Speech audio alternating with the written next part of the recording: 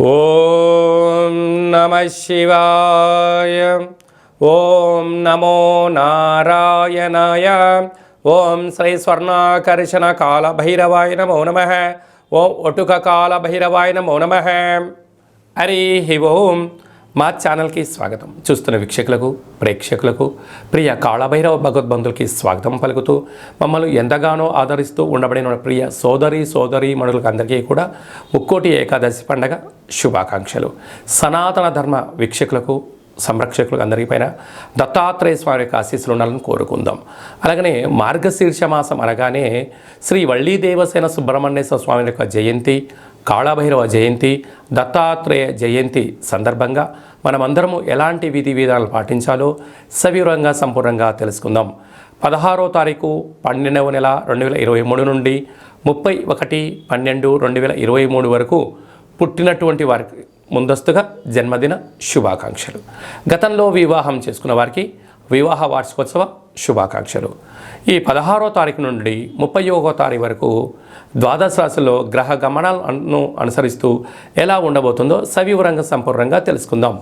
మేషరాశిలో గురు సంచార స్థితి, కన్యరాశిలో కేతు సంచార స్థితి, తులారాశిలో శుక్రుడు స్వక్షేత్ర సంచార స్థితి, వృశ్చిక రాశిలో కుజుడు స్వక్షేత్ర సంచార స్థితి, ధనుసు రాశిలో రవి బుధ సంచార స్థితితో బుధాదిత్య రాజయోగంతో ప్రయాణం అవ్వడం, కుంభరాశిలో శనేశ్వర స్వామి స్వక్షేత్ర సంచార స్థితి, మీనరాశిలో రాహు సంచార స్థితితో ద్వాదశ రాశుల్లో గ్రహ గమనాలు ఈ విధంగా ఉన్నాయి.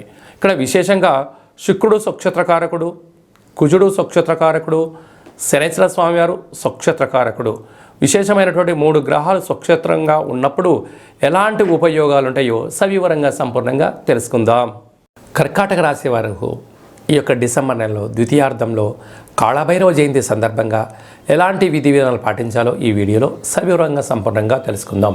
కర్కాటక రాశిలో ఏ నక్షత్రాలు వస్తాయనగా పునర్వసు నక్షత్రంలోని చివరి 4వ పాదము, పుష్యమీ నక్షత్రంలోని 4 పాదాలు, ఆశ్లేష నక్షత్రంలోని 4 పాదాలు కలిపితే కర్కాటక రాశి. చాలామందికి పుట్టినటువంటి కాల సమయంలో డేటా ఆఫ్ బర్త్లో లేనటువంటి కారణం చేత పేరు యొక్క మొదటి అక్షరాన్ని అనుసరిస్తూ ఆ రాశిని తెలుసుకునే ప్రయత్నం అవుతుంది. అవి ఏ అక్షరం ఒకసారి పరిశీలన చేద్దాం. హీ, హూ, హే, హో, డా, డి, డు, డే, డో అక్షరాల వారందరూ కూడా కర్కాటక రాశి జాతకులే. కర్కాటక రాశి యొక్క అధిపతి చంద్రుడు.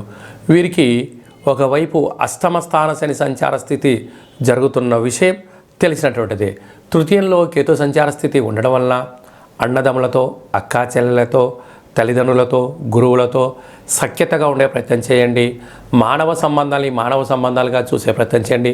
ప్రతి సంబంధాన్ని మీరు దయచేసి ఆర్థిక సంబంధంగా భావించినట్లయితే రాబోయే కాలము గడ్డు కాలము అని చెప్పి గమనించాలి. అర్ధాష్టమ శుక్ర సంచార స్థితి ఉండడం వలన బంగారు ఆభరణాలు, విలువైనటువంటి వస్తువులు, ఫోను యొక్క లావాదేవీలు, ఓటీటీలు దొంగలించబడడం, మీ యొక్క మెసేజ్ని తస్కరించబడే అవకాశాలు చాలా అధికంగా ఉన్నాయి. తస్మాత్ జాగ్రత్త.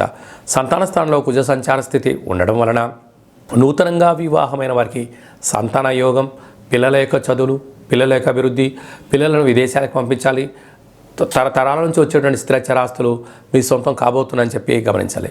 6వ స్థానంలో రవి బుధ సంచార స్థితి ఉండడం వల్ల బుధాదిత్య రాజయోగం కావడం వల్ల ప్రభుత్వ వృత్తి, ఉద్యోగ, వ్యాపార ప్రయత్నం చేసేవారికి బ్యాంకు లోన్లు రావడం, మంచి అవకాశాలు ఉండడం, సభల యందు, సమావేశాల యందు మాట్లాడేటువంటి అర్హత, యోగ్యత సంపాదిస్తూ ఉన్నతమైనటువంటి ఆరోగ్యకరమైనటువంటి ఆనందకరమైన జీవనాన్ని పొందబోతున్నారు. అష్టమంలో శని సంచార స్థితి ఉండడం వలన వీలైనంత వరకు మౌనంగా ఉండడం, అష్టమి తిథి ఎందున, పూర్ణిమి తిథి ఎందున, మీ జన్మ నక్షత్రం రోజున దూరావాయు జల ప్రయాణాలు పెట్టుకోకపోవడం యోగదాయకం అని చెప్పి గమనించాలి. భాగ్యస్థానంలో రాహు సంచార స్థితి ఉండడం వలన భార్య పైన భర్త, భర్త పైన భార్య, పార్ట్నర్షిప్ వ్యవహార కార్యక్రమాలు, ధనపరమైనటువంటి సేవారంగ కార్యక్రమం చేసేటప్పుడు ఎంతో గౌరవాన్ని ఇచ్చి పుచ్చుకోగలగాలి. ఎద్దటి వ్యక్తుల యొక్క మనసును బాధ పెట్టేటువంటి మాటలు మాట్లాడకుండా మౌనంగా ఉంటూ విజయానికి మేట్లు వేయగలిగితే రాబోయే కాలం సువర్ణ యుగం అని చెప్పి గమనించాలి. రాజ్యస్థానంలో గురు సంచార స్థితి ఉండడం వలన వృత్తులలో, ఉద్యోగాల్లో, వ్యాపారాల్లో గృహ మార్పు, ఉద్యోగ మార్పు, ప్రమోషన్స్ మీకు యోగదాయకం అని చెప్పి గమనించాలి. నీటి వ్యాపారాలు, కూల్ డ్రింక్ బిజినెస్లు, కిరాణం షాపులు, అదే కాకుండా petrol bunks, oils, crude oils business చేసేటువంటి వారు, గృహ భవన నిర్మాణ కార్యక్రమాలు, టూర్స్, ట్రావెల్స్ చేసేటువంటి వారందరికీ కూడా, చాలా హోటల్ కార్యక్రమాలు నడిపించే వారికి చాలా మంచి కాలము, శుచి శుభ్రత అవసరం అని చెప్పి గుర్తుపెట్టుకోవాలి. ఈ డిసెంబర్ నెలలో ద్వితీయార్థంలో ముఖ్యమైనటువంటి పండగల గురించి సవివరంగా సంపూర్ణంగా క్లుప్తంగా తెలుసుకుందాం. 17వ తారీఖున ధనుర్మాస ప్రారంభము. అనేక వెంకటేశ్వర స్వామి యొక్క దేవాలయంలో కానీ, రామాలయంలో కానీ, హనుమాన్ దేవాలయంలో కానీ ధనుర్మాస ప్రారంభ మహోత్సవ కార్యక్రమాలు జరుగుతూ ఉంటాయి. తిరుపావై సేవ జరుగుతూ ఉంటుంది. మనమందరము కూడా సేవలో పాల్గొందాం, స్వామివారి యొక్క ఆశీస్సులు పొందుదాం. 18వ తారీఖున షష్ఠి సోమవారం సందర్భంగా శ్రీ వల్లి దేవసేన స్వామివారి యొక్క జయంతి. పుట్టలో పాలు పోద్దాం. పంచముఖ నాగేంద్ర స్వామివారికి పాలు పోసి అభిషేకం చేసినట్లయితే జాతకంలో కుజదోషము, సర్పదోషము, నాగదోషము తొలగిపోయి వివాహం కాని వారికి వివాహము, సంతానం లేని వారికి సంతానము, ఉద్యోగం కావాలి అనుకున్న వారికి ఉద్యోగము, సంపూర్ణమైనటువంటి కుజ, సర్ప, నాగ, పితృదోషాలు తొలగిపోతాయని చెప్పి గమనించగలగాలి. 20వ తారీఖున అష్టమి బుధవారము.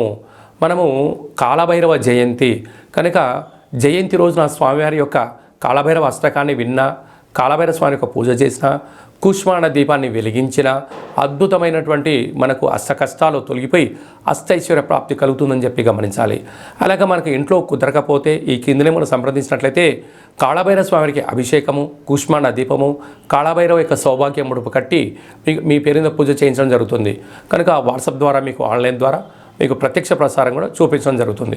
అలాగే 26వ తారీఖున మార్గశిర మాస శుద్ధ పూర్ణిమ, ఇక దత్తాత్రేయ స్వామి యొక్క జయంతి కనుక మనకు సంవత్సరానికి వచ్చేది ఒకరోజు కనుక దత్తాత్రేయ స్వామిని స్మరించడం, ధ్యానించడం, గురుచరిత్ర పారాయణం చేయడం, శునకపు మహారాజులకు కానీ, గోమాతలకు కానీ, పచ్చిగడ్డిని కానీ ఆహారాన్ని దానం చేయడం వల్ల సంపూర్ణంగా మనకు ఋగ్వేదము, యజుర్వేదము, సామవేదము, అధర్వణ వేదాన్ని చదివినా, పారాయణం చేసినా, విన్నా ఎంత పుణ్యం కలుగుతుందో మనకు కూడా దత్తాత్రేయ స్వామివారి యొక్క దర్శనము, పఠనము, శ్రవణము యోగదాయకమని చెప్పి గమనించగలగాలి. ఇంకను ఈ డిసెంబర్ నెలలో ద్వితీయార్థంలో అద్భుతమైన విజయం సాధించగలగాలి అన్నట్టయితే ఏం చేయాలో కూడా మనం తెలుసుకుందాం. ఈ యొక్క పాత్రను కంచు పాత్ర అంటారు.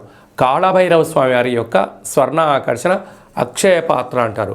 మనకు రాసులు 12 ఎలా ఉంటాయో ఇందులో 12 రాసులను అచ్చు వేయడం జరుగుతుంది. ఈ యొక్క పాత్రను మన అరచేతిలో ఇలా పెట్టుకొని ప్రతిరోజు ఉదయము, సాయంత్రము పూజ చేసిన తదనంతరము 2 అగరబత్తులు వెలిగించి తిప్పి పక్కన పెట్టి మన మనసులో ఏదైతే కోరిక కోరుకొని ఇలా ఒక్కసారి ఇలా శబ్దం చేసినట్లయితే ఓంకార శబ్దం రావడం జరుగుతుంటుంది. ఇలాగా ఇక్కడ